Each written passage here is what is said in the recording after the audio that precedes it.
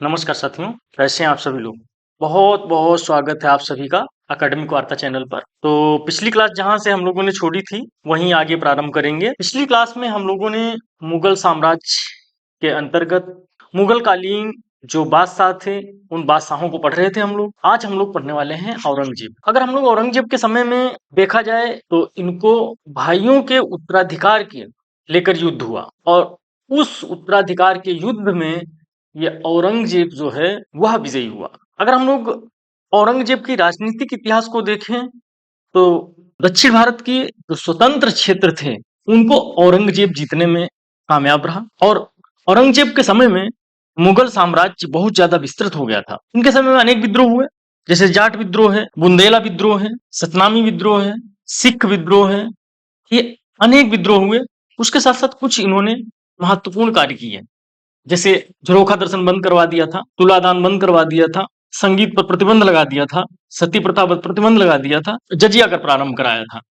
ऐसे अनेक महत्वपूर्ण जो भिन्न हुए परीक्षा की दृष्टि से, जो यूजीसी नेट में या फिर कोई भी प्रतियोगी परीक्षाएं हैं जिनमें डायरेक्ट प्रश्न पूछे जाते हैं, उन महत्वपूर्ण बिंदुओं पर हम लोग डिस्कस करेंगे। बहुत ज्यादा इधर उधर की बातें नहीं करके सीधा सीधा जो विशेष महत्वपूर्ण पॉइंट हैं उन महत्वपूर्ण पॉइंट पर डिस्कस करेंगे हम। जो नए हैं वो चैनल को सब्सक्राइब कर लेंगे और ये ध्यान रखना, जो एकेडमिक वार्ता चैनल है हमारा, उसमें क्रमिक रूप से आपको क्लासें मिलेंगी। ये नहीं है कि इधर की क्लास है, एक उधर की क्लास है, कुछ यहाँ का बनाया कुछ वहां का बनाया, ऐसा कुछ नहीं। आपको पूरा कोर्स मिलेगा। एंशियंट इंडियन का प्लेलिस्ट में आप जाओगे, पूरा एंशियंट की क्लासें आपको मिलेंगी। मेडिवल का कंप्लीट हिस्ट्री प्लेलिस्ट करके प्लेलिस्ट में जाओगे, पूरा आपको मिल जाएगा। इसी तरीके से मॉडर्न का भी मिल जाएगा। पूरा सिलेबस कवर किया हूँ। और जहां पर अगर कुछ आपको कमी रहती है तो आप एक बार हमको बताओगे कि सर इस विषय पर बना दीजिए वीडियो, तो हम अवश्य प्रयास करेंगे। आप हमारे साथ जुड़े और कमेंट्स जरूर करें। बिना कमेंट्स के बहुत सारी चीजें हमको भी नहीं समझ में आ रही। अगर आप लोग कमेंट्स करेंगे तो हम सुधार करेंगे। तो चलिए प्रारंभ करते हैं। अगर हम लोग जो बेसिक इंफॉर्मेशन होता है वो तो आप लोग जान ही रहे हैं, बट एक बार हम लोग रिवीजन के लिए जरूर लिख देते हैं। मुगल साम्राज्य का जो आखिरी प्रमुख शासक था औरंगजेब, उसका जन्म जो होता है वह सन 1618 ईस्वी में हुआ था। तो जन्म 1618 ईस्वी में है। और अगर जन्म स्थान की बात करें तो जन्म स्थान जो है ये उज्जैन के पास एक स्थान है, दोहत उज्जैन के पास है। तो पूरा नाम इनका था मुहिउद्दीन मोहम्मद औरंगजेब। मुहिउद्दीन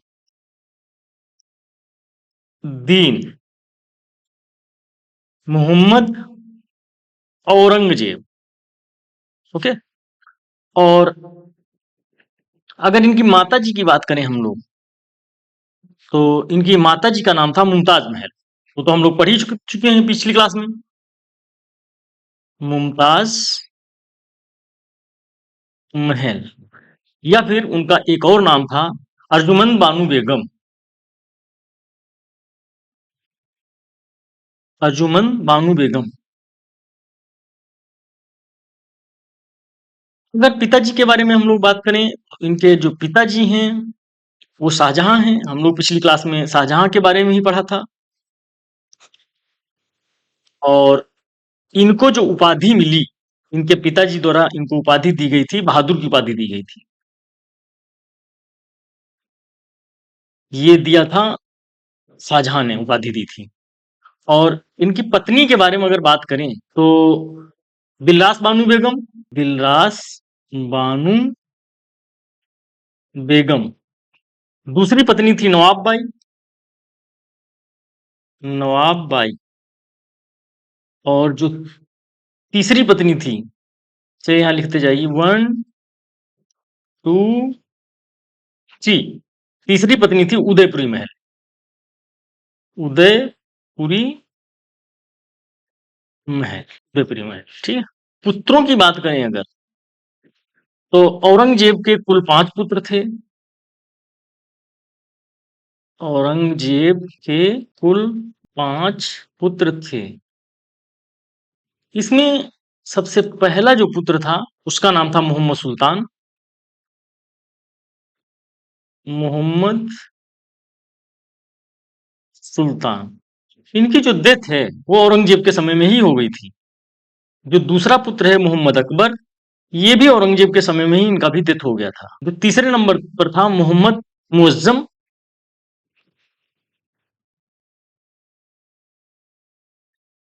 और जो चौथे नंबर पर था वो मोहम्मद आजम।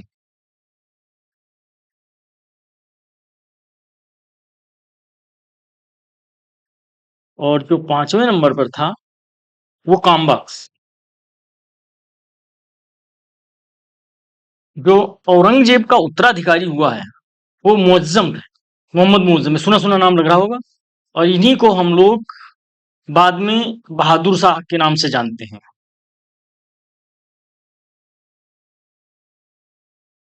और बहादुर शाह जो है ये उपाधि थी।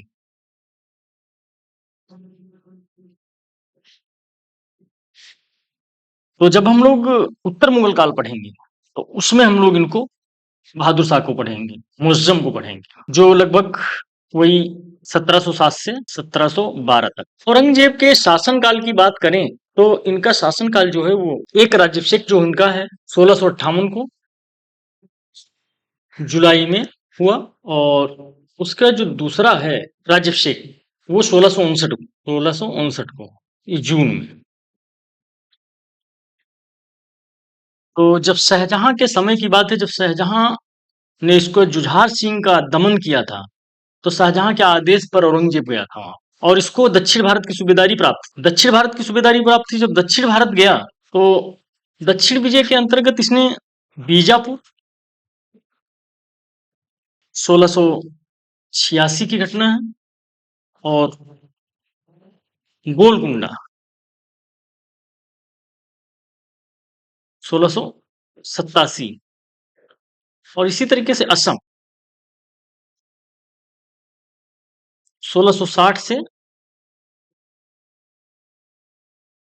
70। ये इसने बीजापुर, गोलकुंडा जैसे स्वतंत्र राज्यों को इन्होंने मिला लिया था। मतलब कह सकते हैं अपने लक्ष्य को पाने के लिए जाने अनजाने में किसी स्तर तक जा सकता था ये। औरंगजेब के समय में अनेक विद्रोह हुए, जिसमें एक विद्रोह देखने को मिलता है जाट विद्रोह। जाट विद्रोह, ये मथुरा का एक जमींदार था जिसका नाम था गोकुल।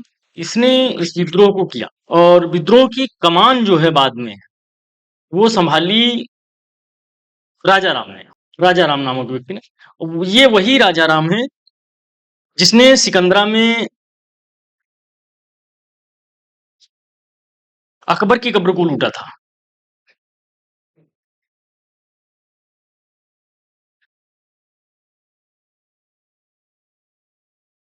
लूटने का मतलब वही समझ रहे, बेइज्जती करना।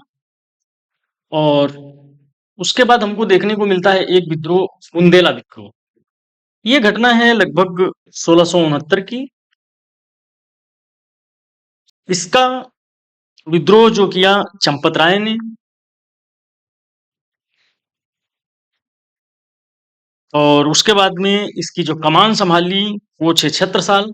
इस तरीके से कह सकते हैं चंपत राय प्लस 76 साल, ये दोनों नाम बहुत महत्वपूर्ण हैं।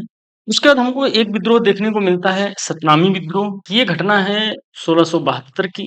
सतनामी लोग सामान्य किसान थे, और 1672 में एक घटना घटी। एक किसान और एक सैनिक के बीच में झगड़ा हुआ। किसान सतनामी की हत्या कर दी। जब सतनामी की हत्या कर दी गई तो सतनामी विद्रोह हुआ, लेकिन छोटा मोटा था, दबा दिया गया। लेकिन ये औरंगजेब के समय में हुआ, ये पूछा जाता है।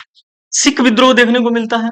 अगर सिख गुरुओं की बात करें तो गुरु नानक जी से प्रारंभ हुआ था ये परंपरा। लोगों को धीरे धीरे संगठित किया गया। लगभग 10 गुरुओं की परंपरा की लिस्ट मिलती है। हम लोग पढ़ रहे थे जहांगीर के समय में, जब खुसरो अकबर की अपने बाबा जान की प्रार्थना के लिए गया था, उस समय वो जब विद्रोह किया उसने जहांगीर का, और जाकर के अर्जुन देव के ने उनको शरण दी थी। बाद में दोनों को देशद्रोह के अपराध में गिरफ्तार कर लिया गया था, और गुरु अर्जुन देव को प्रताड़ित कर और उनको उनकी हत्या कर दी गई थी। वहां से ही हमने देखा कि सिखों में जो है एक संगठन की भावना आ गई थी, सैनिक रूप में संगठित हो गए और एक सेना बनने लगी। लेकिन जब औरंगजेब के समय की बात आई तो ये बात है 1675 की, और तेग बहादुर को मृत्युदंड दिया गया था।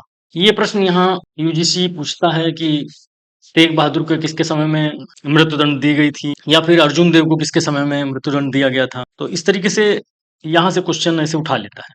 बाकी हम लोग बात कर ही रहे थे, औरंगजेब के ठीक बाद जो बैठता है उसका नाम था, हम लोग उपाधि उसकी थी बहादुर शाह के नाम से ही जानते हैं, नाम था मुअज्जम। अगली क्लास में हम लोग मुअज्जम को पढ़ेंगे, लेकिन अभी उसके पहले कुछ महत्वपूर्ण औरंगजेब के जो कार्य हैं परीक्षा की दृष्टि से पूछे जाते हैं, उनको हम लोग लिख लेते हैं 2-3 पॉइंट में।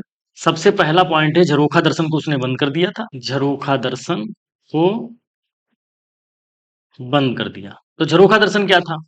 झरोखा दर्शन मतलब ये होता था, जब दरबार में लोग बैठे होते थे तो जो बादशाह होता था वो बाकायदा दरबार से जब बाहर आता था, लोग बिस्मिल्लाह बिस्मिल्लाह करते थे, इस तरीके से मतलब उसका अभिवादन करते थे। तो इसने बंद करा दिया, कहा ये सब फालतू का काम हमारे दरबार में नहीं हुआ। उसके बाद तुलादान, तुलादान बंद करवा दिया था। अब तुलादान क्या था? मान लीजिए तुलादान ये होता है, मान लीजिए किसी बादशाह का जन्मदिन है, बर्थडे है, तो बादशाह एक तरफ तराजू पर बैठेगा, तराजू बना है, और एक तरफ तराजू पर बादशाह बैठेगा, एक तरफ बादशाह के बराबर लड्डू वजन किए जाएंगे, फिर वो जनता में बांटे जाएंगे। कहा औरंगजेब ने ये सब फालतू का काम के लिए हमारे पास समय नहीं, बंद करो इसको, समाप्त करो। इसी तरीके से इसने संगीत पर प्रतिबंध लगा दिया था।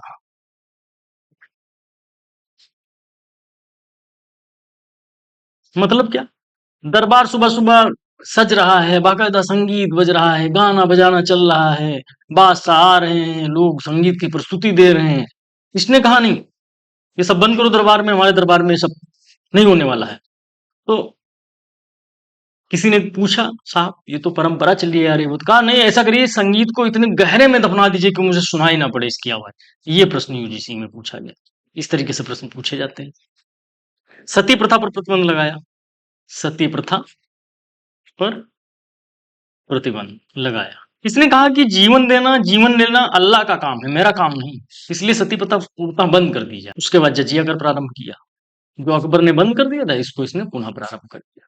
तो इस तरीके से ये 4-5 क्वेश्चन आपको सामने रख दिया। झरोखा दर्शन को बंद किया, तुलादान बंद किया, संगीत पर प्रतिबंध लगाया, सती प्रथा पर प्रतिबंध लगाया, जजिया कर प्रारंभ हो गया। इनमें से कौन सा कार्य ऐसा है जो औरंगजेब द्वारा नहीं किया गया? इसी में कुछ एक बदल देगा थोड़ा सा और मिलान के लिए पूछ देगा, इस तरीके से। तो समय बहुत तेजी से भाग रहा है, अभी जल्दी ही या फार्म आने वाला है।